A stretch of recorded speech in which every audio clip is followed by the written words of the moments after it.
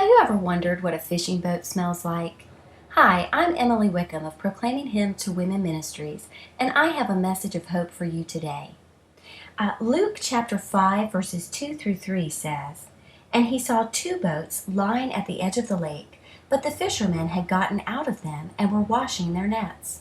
And he got into one of the boats, which was Simon's, and asked him to put out a little way from the land. And he sat down and began teaching the multitudes from the boat."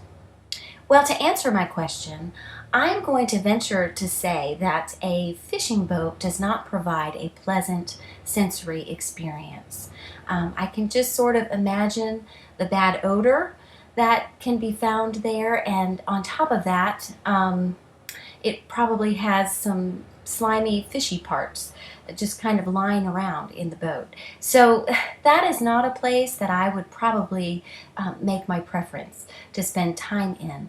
But isn't it interesting that Jesus chose Simon Peter's fishing boat to sit in so that he could preach to the multitudes?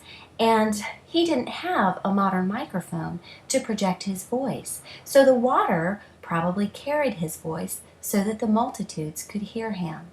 And I just find it so fascinating to think about how he could preach like that and so many people could hear him. And I also think it's incredible to think about him sitting in a simple, smelly, slimy wooden boat.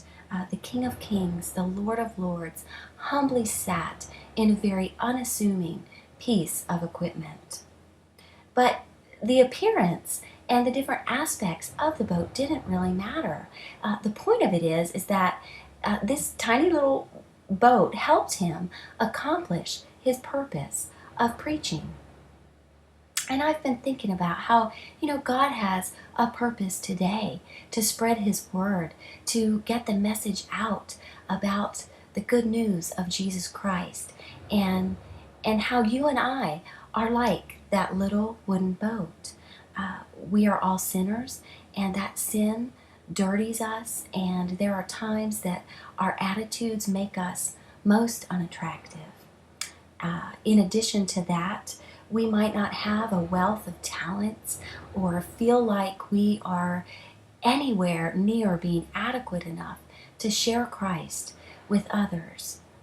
But if Jesus can use a small wooden boat to get the job done, I am firmly convinced that He can use you and me.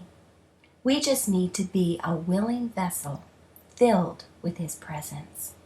I have a favorite verse in 2 Corinthians chapter 3, verse 5. It says, "Not that we are adequate in ourselves to consider anything as coming from ourselves, but our adequacy is from God."